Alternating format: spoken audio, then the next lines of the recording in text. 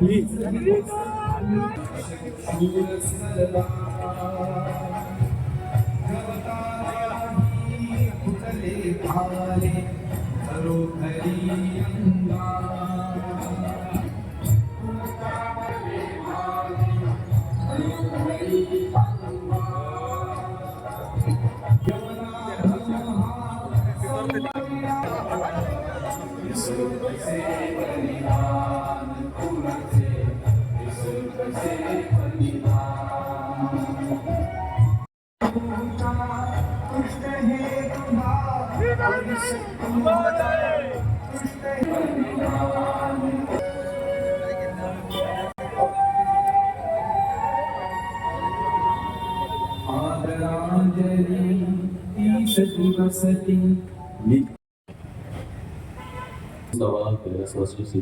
नाईक यांचा स्मृतिदिन या ठिकाणी आपण श्रद्धांजली स्वरूपामध्ये साजरा करण्यासाठी जमलेलो आहोत.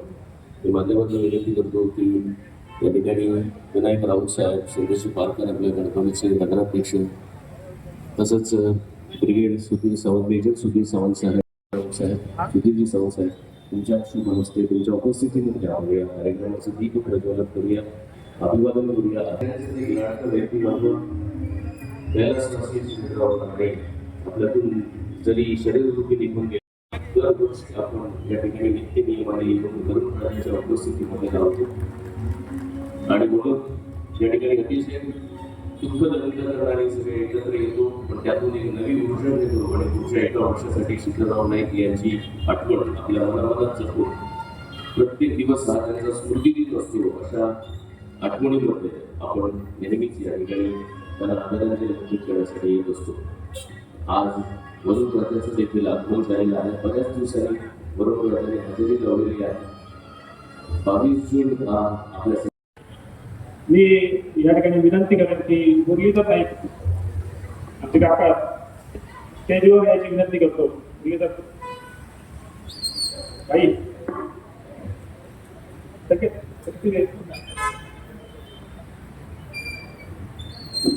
गेली 35 वर्ष हा स्मृतिदिन सामाजिक कार्य आणि सर्वांचे सत्कार करून हा कार्यक्रम साजरा केला जातो.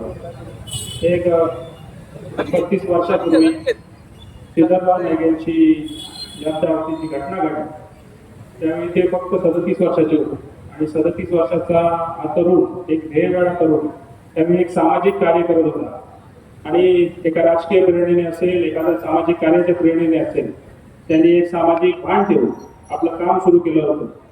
त्याच्या आधी गेली 10 वर्ष हा जवळजवळ तरुणांचे प्रश्न सोडवत होता. येणाऱ्या जाणाऱ्या सर्व जे आमच्या घरी यायचे त्यांचे प्रश्न ऐकून घेत होता आणि ते सोडवण्याचा प्रयत्न त्या ठिकाणी करत होता. आणि अशा तरुणाला ज्यावेळी 37 वर्षी हा प्रसंग घडला आणि त्यानंतर एक विचार संपवण्याचा प्रयत्न त्यावेळी झाला. तर विचार कधी संपत नसतात, विचार हे तेवढ ठेवले जातात आणि विचार कधी संपणार नाही. त्यामुळे त्यांच्या सामाजिक कार्याने प्रेरित होऊन असा 35 वर्ष हा सामाजिक कार्याने हा स्मृतिदिन साजरा होता. असं त्यावेळी श्रीधर नाईक प्रेमींनी, कारण आम्ही त्यावेळी खूप लहान होतो आणि श्रीधर नाईक प्रेमींनी हा स्मृतिदिन प्रत्येक वर्षी साजरा करण्याचं ठरवलं आणि त्यावेळी ते जवळजवळ 10-12 वर्ष हा स्मृतिदिन साजरा होतो हे आम्हाला सुद्धा माहिती नव्हतं आणि आम्ही लहान असताना सुद्धा हा स्मृतिदिन साजरा केला गेला. आणि गेली 20 वर्ष हा मात्र आम्ही एक कुटुंब म्हणून, श्रीधर नाईक फाउंडेशन म्हणून, श्रीधर नाईक प्रेमी म्हणून हा श्रीधर नाईक स्मृतिदिन सामाजिक कार्याने प्रेरित होऊन हा साजरा करतो. बरीच वर्ष आम्ही हे कार्यक्रम घेतले. वृक्षारोपण असो, रक्तदान शिबिर असो, एका विद्यार्थ्यांचे सत्कार असो, मॅरेथॉन स्पर्धा असो, एखाद्या स्कूलला मदत असो, अशा विविध पद्धतीने हा कार्यक्रम गेली 35 वर्ष साजरा करतो. कारण हे विचार टिकले पाहिजेत. आता आज जे या ठिकाणी मंडळी येत आहेत ते जवळजवळ गेली 35 वर्ष काही मंडळी या ठिकाणी येत आहेत. दरवर्षी आबू पटेल आहे तिथे गेली 35 वर्ष या ठिकाणी काही मंडळी म्हणजे येत आहेत, त्यांची आठवण काढतायत आणि एक ध्येयाने प्रेरित असलेल्या तरुणाची जेव्हा प्रसंग येतो त्यावेळी सर्व कौटुंबिक म्हणजे आमच्या कुटुंबाला आधारस्थान देत आहेत. अशा पद्धतीने हा सामाजिक कार्याचा प्रेरित होऊन हा स्मृती दिन साजरा होतो. खरं म्हणजे कणकवलीकरांची आता शहर विकास आघाडी म्हणून आम्ही इलेक्शन लढवलं आणि त्यामध्ये माझा भाऊ असेल, श्रीधर नाईकांचा दुसरा मुलगा असेल, मी असेल, वैभव नाईक असतील, या सर्व प्रभागात आम्ही निवडून येत आहोत. हे कौटुंबिक नातं आहे आमचं, म्हणून त्या ठिकाणी आम्ही निवडून येतो. शहर विकास आघाडीची ज्यावेळी इलेक्शन लागलं त्यावेळी आम्ही मागच्या गणपतीपासून आणि दिवाळीपासून सुरुवात करत आलेलो होतो आणि त्यावेळी ठरवलं की हे इलेक्शन लढवायचं, पण या प्रवृत्ती विरोधात हे इलेक्शन लढवायचं. ते कसं लढवायचं, का लढवायचं आम्हाला माहिती नव्हतं, पण आम्ही लढवायचो होतो.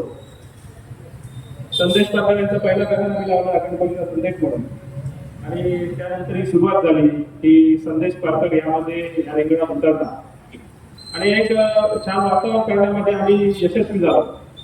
पण सर्व समाज घटकांना घेऊन हा कार्यक्रम आम्हाला करायचा होता. सर्व समाज घटकांना घेऊन ही म्हणजे त्याच्यात राजकारण आणायचं नव्हतं. ते सर्व समाज घटकांना घेऊन या प्रवृत्तीच्या विरोधात, या भ्रष्ट कर्मांच्या विरोधात, या भयमुक्त त्याच्या विरोधात आम्हाला तो लढा द्यायचा होता. म्हणून सर्व समावेशक असा लढा आम्ही त्या ठिकाणी केला आणि आम्ही तयारी केली.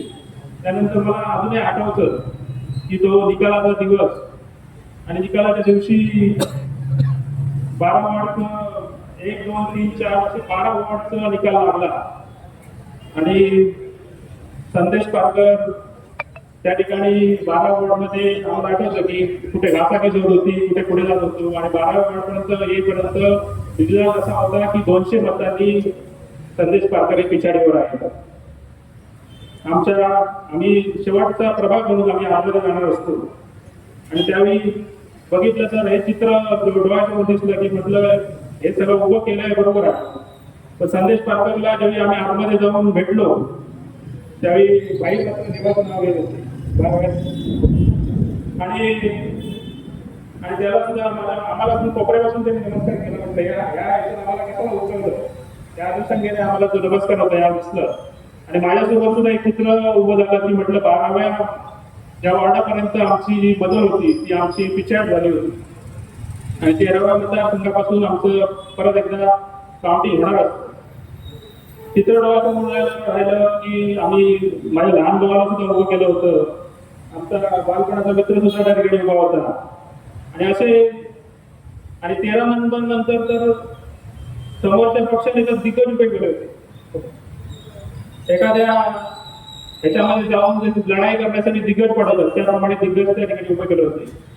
महाभारतात तुम्ही बघितलं असाल की श्रीकृष्णाला मारण्यासाठी कोणतरी कंस आपले राक्षस पाठवायचे, तसे राक्षस तिथे पाठवले होते आणि आम्हाला हरवण्याचं एक षडयंत्र त्यांनी रचलं.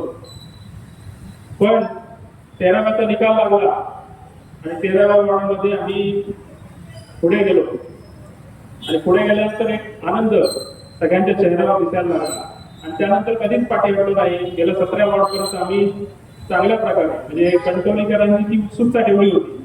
कणकवलीकरांचं सुद्धा अभिनंदन केलं पाहिजे की त्यांनी ती उत्सुकता ठेवली होती की या वॉर्डापर्यंत पाठी होतो आणि ही मॅच शेवटच्या बॉलपर्यंत जावी अशी कणकवलीकरांची पण इच्छा होती.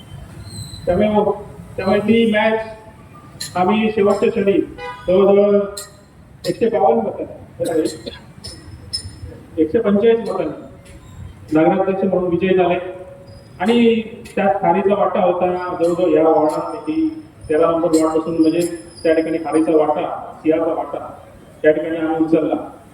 असे कौटुंबिक लोक कणकवलीकरांचं अभिनंदन केलं पाहिजे की त्या आमिषाला झुगारून, दडपशाहीला झुगारून त्यांनी हा निकाल शहर विकास आघाडीच्या पाठीशी दिला. खरं सांगायचं तात्पर्य एवढंच आहे की नाईक कुटुंबाचे संबंध या ठिकाणी असतील किंवा पारकर कुटुंबाचे असतील, हे संबंध जपण्याचं काम हे आम्ही सर्वांनी केलं.